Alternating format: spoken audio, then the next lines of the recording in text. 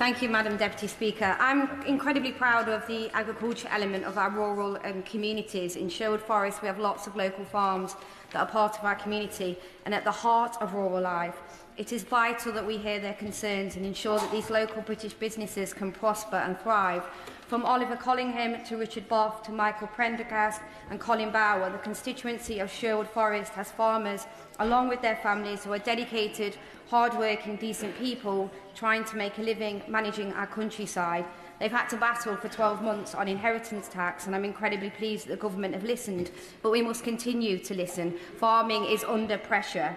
Some of the main challenges raised to me by local farmers include persistent rural crime, limited policing capacity, low farm profitability, low morale, workforce insecurity, biosecurity risks linked to imports, and uncertainty around farm schemes and long-term policy stability.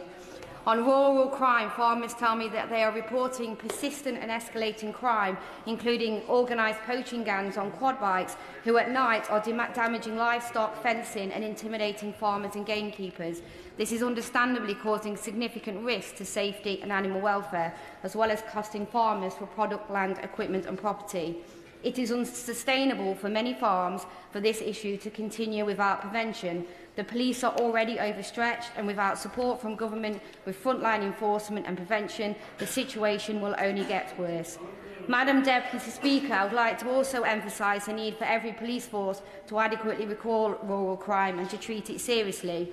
The livelihood and safety of local farmers and community deserve nothing less. I therefore ask that the government issues a mandate to all police forces, including in Nottinghamshire, that isn't currently doing it, to record rural crime and provide regular reports that will guide resources to where it needs to be. Can I ask the Minister to speak to their Home Office colleagues about a clear mandate on reporting of rural crime and about the current support for Nottinghamshire Police and direct additional resources specifically for rural policing and rural crime? The increases of rural crime is compounding with existing concerns with farm viability, low returns and workforce pressures affecting business confidence and employment stability.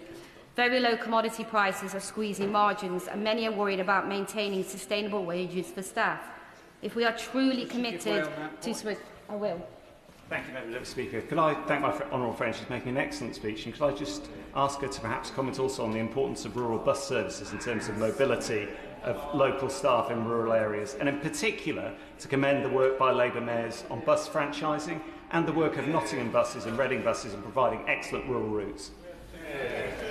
Yeah, I thank him for the comments. Certainly in my constituency, rural transport, including bus services, are not how they should be at the moment. And I know the East Midlands Clare Ward is actually having a conversation about that across the East Midlands with regards to improving it.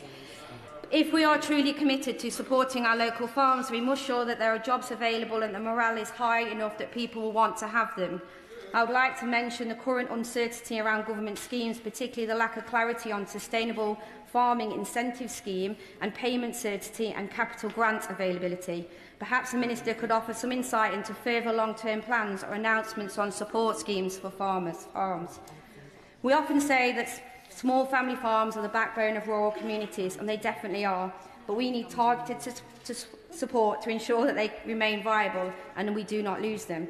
Finally, an issue that is raised to me by farmers is the serious concern about disease entering the UK. Could the Minister reassure me and local farmers that they are working to ensure there are effective controls on imported meat and that UK production and food standards are not undermined by imported goods that do not meet the same standards? Rural communities are not a museum piece, and farming is not a hobby. They are the backbone of our country. If we fail our farmers, we cut off villages from transport, jobs and services. We don't just damage the countryside, we weaken Britain itself. Supporting rural communities is not a charity, it is a duty, and it's a duty this country must finally honour.